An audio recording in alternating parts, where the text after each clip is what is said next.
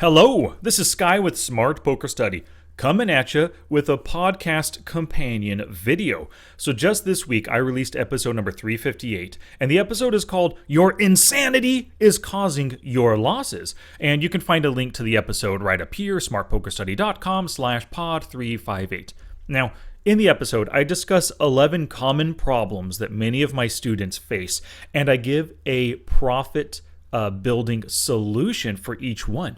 The first problem I discuss is you're just playing way too many hands. The simple solution is to fold more often pre-flop.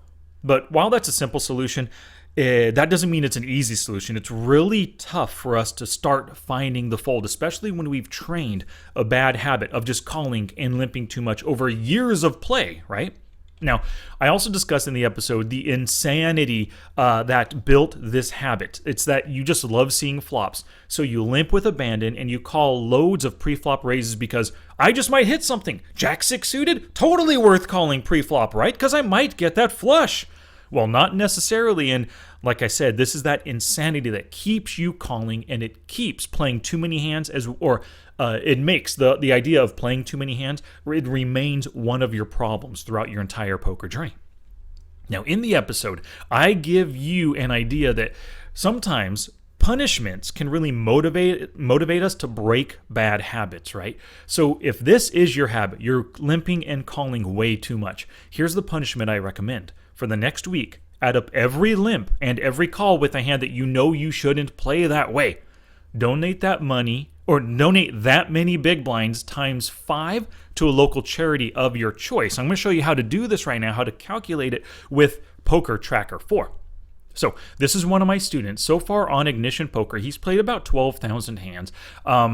And what we're going to do right now is filter for these specific things. So filter for any limp made. Let's see how many limps he's done in 12,000 hands. Now for my student, this is something I've been working with him for a long time, trying to gradually break that habit of limping into pots. So actions and opportunities, pre-flop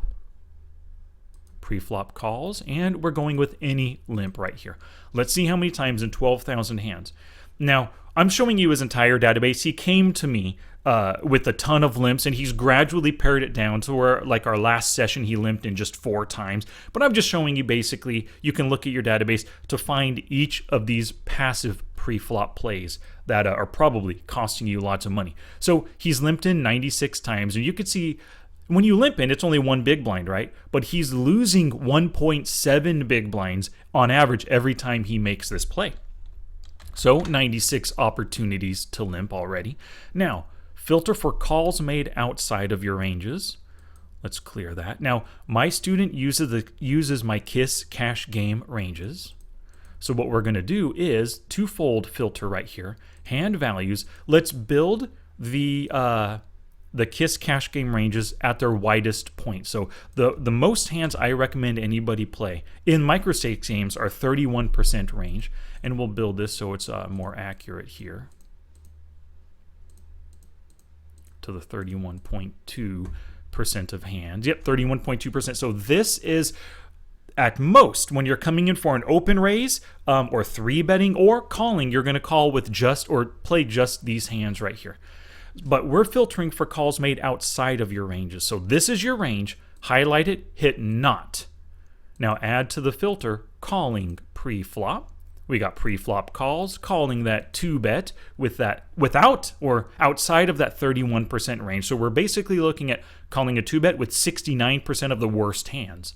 Save and apply filters. And hey, my student's doing pretty good. Only 16 times, and he's positive right here.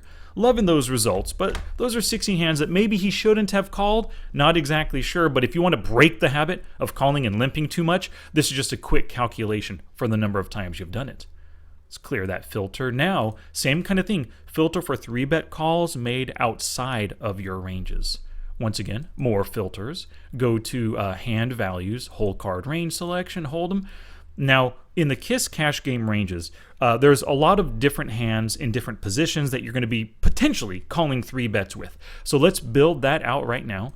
Now, this isn't, let me tell you, these are not hands that you're going to call 3-bets with all the time. These are just potential hands depending on the situation, your opponent, their bet size, all that kind of stuff.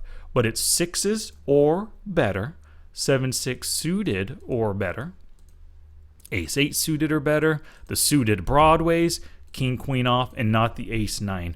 And then not the aces or kings, because those are generally 4-betting hands, right?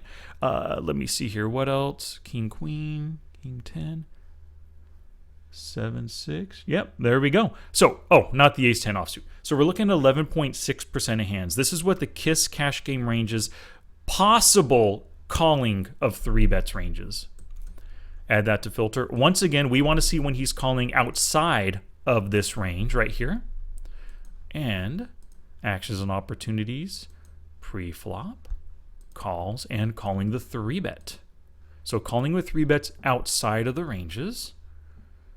And we're looking at negative 665. So on average, these 32 hands, when he calls outside of the ranges, he's losing 6.65 big blinds.